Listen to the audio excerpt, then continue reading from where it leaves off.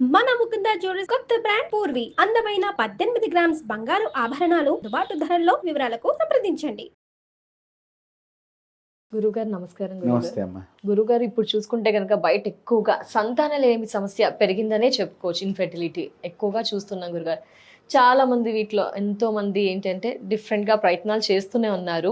శాస్త్రం ప్రకారం కానీ ఇలా ఈ అమ్మవారికి కానీ ఈ స్వామికి కానీ మొక్కుతే సంతాన సమస్య ఏమైనా కలుగుతుందా? గుడికి వెళ్తే అలా ఏమైనా నెరవేరుతుందా?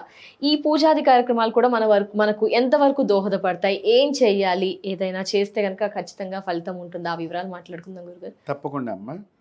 మీరు అన్నట్టుగా ఇప్పుడు సంతానం కలగకపోవటానికి కారణాలు ముఖ్యంగా భగవంతుడి యొక్క అనుగ్రహం కంటే మనమే దాన్ని వద్దనుకునే ప్రయోగం ఎక్కువ జరుగుతోంది. అవును గురుగారు.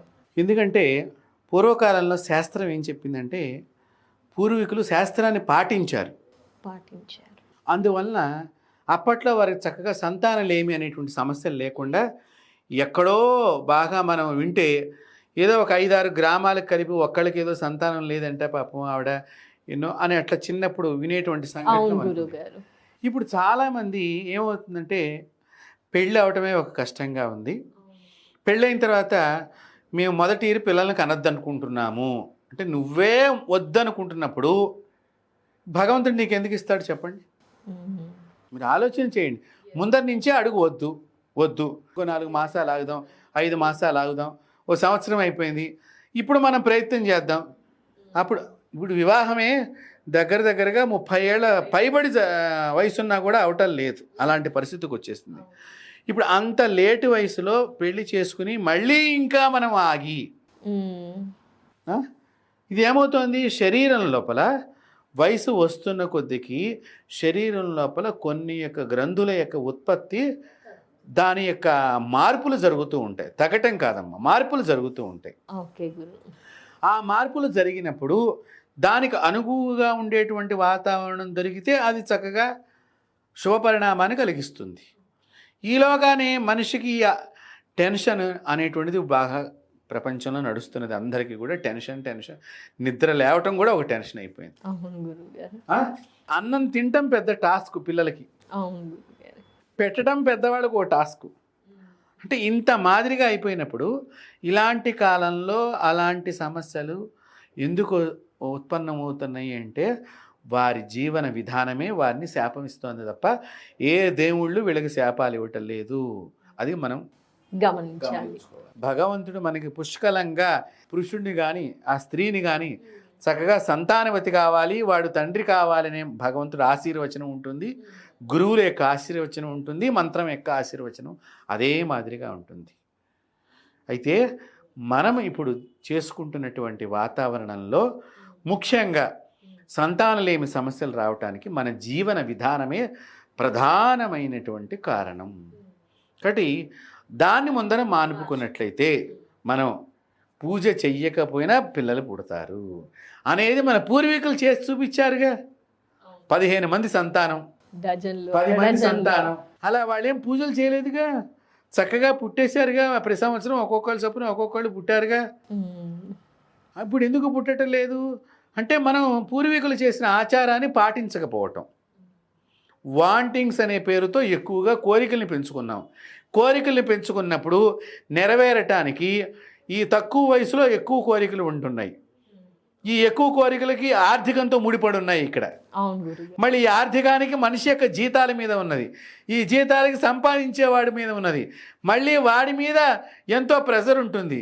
ఇన్ని ప్రెజర్ల సమస్యల్లో నీ శరీరాన్ని నువ్వు ప్రెజర్ పెట్టుకుని ప్రెషర్ కుక్కర్గా నీవే మారిపోతున్నావు తప్ప మనిషి అక్కడ చేసుకునేటువంటి కర్మ అంటే ఇదే, వేరేదేం లేదమ్మా కర్మ అంటే. కాబట్టి ప్రతి దేవుడు కూడా మనం అడిగినటువంటి దాన్ని ప్రసాదిస్తాడు. సంతానాన్ని ఏ ఒక్క దేవుణ్ణి పూజ చేస్తే అవుతుంది కదా, నువ్వు ఏ దేవుణ్ణి పూజ చేసినా కూడా సంతానం వస్తుంది. భగవంతుడు అనేటువంటి వాడు మన తండ్రి. ముఖ్యంగా తెలుసుకో, దేవుడు అంటే మన కొట్టేవాడు, మనకి శాపాలు ఇచ్చేవాడు కాదు. మన సాక్షాత్తు మన అమ్మా నాన్నలు మనకి చిన్నప్పుడు ఎలాగైతే అన్నీ అందించారో భగవంతుడు కూడా మనకు అన్నీ అందివ్వటానికే, అందిపుచ్చుకుంటానికి మనం 1000 కిలోమీటర్ల దూరంలో ఉన్నాం. ఆయన ఇవ్వటానికి 1 అడుగు దూరంలో ఉన్నాడు. 1 అడుగు మనం ఆయన వైపు వేయటానికి చాలా దూరంలో మనం లేనిపోని అనుమానాలన్నీ తెచ్చుకుని అవుతుందా, ఈ పూజ చేస్తే అవుతుందా, అక్కడేదో ఆయన చెప్తే అయింది, ఈయన చెప్తే అయింది, అక్కడ అయింది, ఇక్కడ అయిందని ఇలా తిరగటమే తప్ప మన మనసుని మనం చేసిన తప్పును మనం సరిదిద్దుకునే ప్రయత్నాన్ని మనం చేయటం లేదు. కాబట్టి సరే, మీరు అడిగారు, గణపతిని ఆరాధన చేసినా కూడా సంతానం కలుగుతుంది. సంకష్టహార చతుర్థి అని ఒక వ్రతం ఉన్నదమ్మా. ఆ వ్రతాన్ని ఆచరిస్తే సంతానం కలుగుతుంది. అలాగే సుబ్రహ్మణ్యేశ్వర స్వామిని ఆరాధన చేసినా కూడా సంతానం కలుగుతుంది. సుబ్రహ్మణ్యేశ్వర ఆరాధన మగవాళ్ళు బాగా చేసినట్లయితే, ఈ మగవాళ్ళల్లో ఏదైతే ఇప్పుడు డాక్టర్స్ కొంత సంఖ్య తగ్గిపోయింది అనేటువంటి టెక్నికల్ వర్డ్ చెప్తున్నారో, అలాంటి దోషం పోయి సంతానవంతులైనటువంటి మగవాళ్ళుగా వీళ్ళు తీర్చిదిద్దబడతారు సుబ్రహ్మణ్యేశ్వర స్వామిని ఆరాధన చేయటం. అయితే ఈ సంతానం పుట్టకుండా ఉండటానికి నాగదోషాలు ఇవన్నీ కూడా మనం వింటూ ఉంటాం. ఈ నాగదోషాలు ఎందుకు వస్తాయి అంటే, మన శరీరంలో ఉత్పత్తి చేసేటువంటివి ఏవైతే సంతానకారకమైనటువంటి క్రోమోజోమ్స్ అని ఇంగ్లీష్ పదం ఏదైతే ఉన్నదో అవి సర్పాకృతిలోనే ఉన్నాయి. ఓకే, అంటే వాస్తవం ఉందంటారా, అలా లింక్ చేశారంటారు? నేను లింక్ చేయాల్సిన అవసరం లేదమ్మా. మీరు కావాలంటే దాన్ని మీరు పరిశీలన చేయండి మైక్రోస్కోప్స్ లో. పాము తలకాయి, దాన్నే వాళ్ళు ఏమంటారంటే స్పూన్ మాదిరిగా ఉంది అని అంటూ ఉంటారు. తర్వాత పాము పుట్ట ఎలాగా ఉంటుందో అండము కూడా అలాగే ఉంటుంది. కాబట్టి అందువలన నాగాలని చంపటం మూలకంగా, పాముల్ని హింసించడం మూలకంగా, పామును చంపేటప్పుడు చూడటం మూలకంగా, పాము పుట్టల్ని పెకిలించడం మూలకంగా, పాము పుట్టని మనం పాడు చేయటం మూలకంగా, టైంలో కూడా కొన్నిసార్లు తెలియక తప్పు చేస్తూ ఉంటాం. వీటన్నిటి మూలకంగా దోషాలు ఒక్కొక్కటి ఒక్కొక్క రకంగా ఒక్కొక్క వే ఉన్నది. ఇప్పుడు వైరస్ ప్రవేశించడానికి మనం ప్రభుత్వం వారు కానీ అన్ని దేశాల్లో మన వైరస్ని రానివ్వకుండా చెయ్యాలని ఎన్నో చేశారు. చేస్తే అది రావాలనుకుంది, వచ్చేసిందా లేదా? వీళ్ళ వేసినటువంటి ఏమన్నా ప్రమాదం ఎట్లాగైనా రావచ్చు, కానీ వచ్చిన దాన్ని ఎలా తగ్గించుకోవాలనే ఆలోచనతో నువ్వు ప్రయాణం చేస్తూ ఉండాలి. ప్రమాదాన్ని నువ్వు ఆపలేవు, వైరస్ని నువ్వు ఆపలేకపోయినావు. కానీ ప్రభుత్వాలు ఏం చేశారు, ఆ వచ్చిన దాన్ని ఎలాగైనా కూడా రాకుండా చేయటానికో, జనాల్లో ఆ భయం తగ్గించడానికో అనేకమైనటువంటి చర్యలు చేయటం జరిగింది.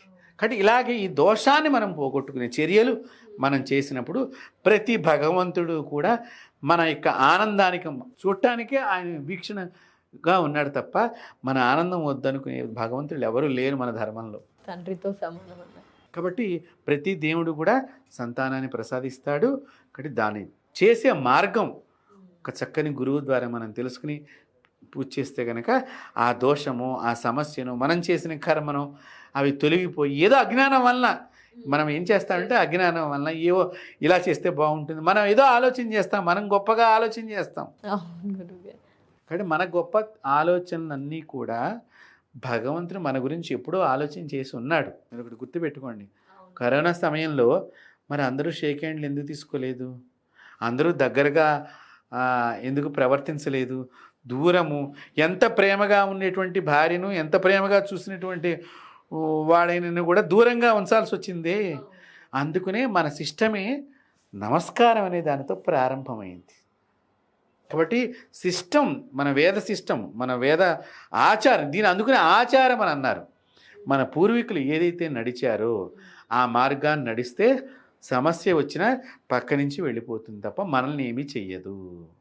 అది మనం తెలుసుకోవాలి. ధన్యవాదాలు గురుగారు, చక్కటి వివరణ, చాలా బాగుంది గురుగారు. ధన్యవాదాలు. నమస్కారం.